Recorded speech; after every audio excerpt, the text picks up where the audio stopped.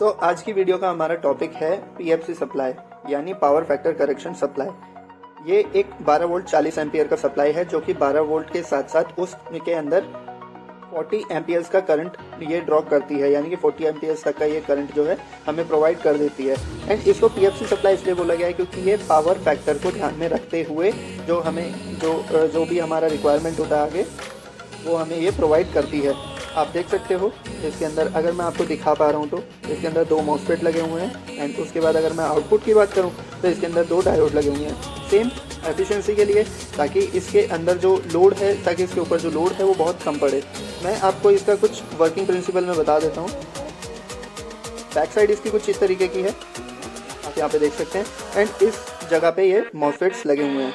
And अगर मैं आपको दिखाऊं, यहाँ पर मैं अगर आपको दिखा पा रहा हूँ तो यहाँ पर जो है हमारा एक फेराइट कोर ट्रांसफार्मर लगा हुआ है, ये कुछ पिन्स हैं उसके। एंड यहाँ पर एक छोटा सा ड्राइवर टाइप लगा हुआ है, मैं आपको दिखा देता हूँ। एक छोटा सा ड्राइवर टाइप लगा हुआ है, ये आईसी इसको सिग्नल करती रहती है। इवन अगर मैं आपको थोड़ा सा डिफाइन करूँ तो कभी भी हमें अगर हाई एफिशिएंसी में अगर करंट चाहिए होता है तो उसके लिए सबसे बड़ा जो हमारे सामने इशू आता है वो होता है हीटिंग इशू। तो हीटिंग इशू को कम करने के लिए यहाँ पर 2 मॉसफेट लगाए गए हैं, जिसमें कि बारी बारी से एक बार ये और एक बार ये जो फ्रीक्वेंसी हमारे इस छोटे ट्रांसफार्मर को चाहिए होता है आगे करंट बनाने के लिए, उनको ये दोनों मिलकर ड्राइव करते हैं, जो कि हाफ हाफ यहाँ पे बढ़ जाते हैं। किसको किस समय कितना काम करना है वो ये ड्राइवर की मदद से ये आईसी डिसाइड करती है। ये ड्राइवर डिसाइड करता है कि कब इसको ऑन करना है और कब इसको ऑन करना है। ये इस तरीके का कुछ पावर सप्लाई है। मैं आपको एक बार इसका थोड़ा सा वर्किंग प्रिंसिपल बता देता हूँ। यहाँ से इसका लाइन और न्यूट्रल कनेक्ट होता है, उसके बाद यहाँ पर एक ये ब्रिज डायोड लगा हुआ है, आप देख सकते हो। एंड उसके बाद यहाँ पर ये 2 कैपेसिटर लगे हुए हैं। एंड यहाँ पर जो आप ये एक सिंगल स्विच देख रहे हैं ये 220 वोल्ट और 110 वोल्ट के लिए लगा हुआ है, यानी कि आप इसको 110 पर भी ड्राइव कर सकते हैं। 110 पर क्योंकि हमारे यहाँ पर 110 वोल्ट अवेलेबल नहीं है तो मैं चेक नहीं कर पाया हूँ इसको। इन फ्यूचर शायद मैं आपको चेक करके बता दूँ। तो 220 का हम इसको यूज़ करते हैं, दोनों कैपेसिटर हमारे काम करते हैं। उसके बाद जो हमारा ये फेराइट कोर ट्रांसफार्मर है इसके अंदर जो है सप्लाई जाती है एंड उसका एक पॉइंट जो है यहाँ से ऑपरेट होता है। उसके बाद हमारा आउटपुट के अंदर एक ये इंडक्टर लगा हुआ है, आप देख सकते हैं कि ये कितना हैवी है। अगर मैं आपको थोड़ा सा भी आइडिया दूं तो ये आप देख सकते हैं कि ये कितना बड़ा इंडक्टर लगा हुआ है। एंड इसके आउटपुट में यहाँ पे 4 कैपेसिटर लगे हुए हैं जो कि 16 वोल्ट 3300 यूएफ के हैं। ये चारों ही इसके आउटपुट में लगे हुए हैं क्योंकि मैंने आपको बताया।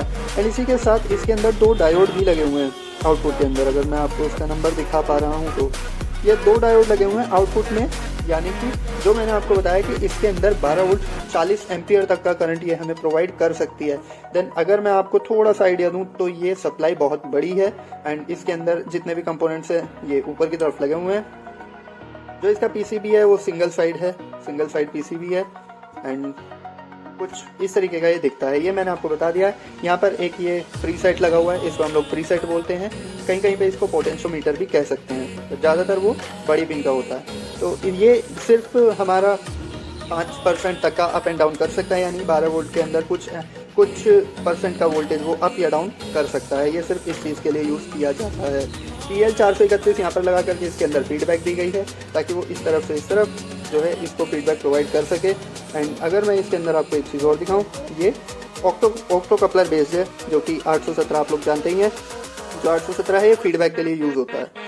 तो इस तरफ से आउटपुट से वापस से इनपुट में आईसी को ये सिग्नल करना कि हाँ यहाँ पर जो है इतना करंट हमें मिल गया है, उसको सबको ये मिलकर डिसाइड करता है। एंड ये मेरी तरफ से इस पीएफसी सप्लाई के लिए। इसके बाद भी अगर आपका कोई डाउट रहता है या आपका कोई सजेशन रहता है तो आप बिल्कुल कमेंट कर सकते हैं। वीडियो को लाइक शेयर और चैनल को सब्सक्राइब करना बिल्कुल भी ना भूलें। मिलते हैं नेक्स्ट इन्फॉर्मेटिव वीडियो में।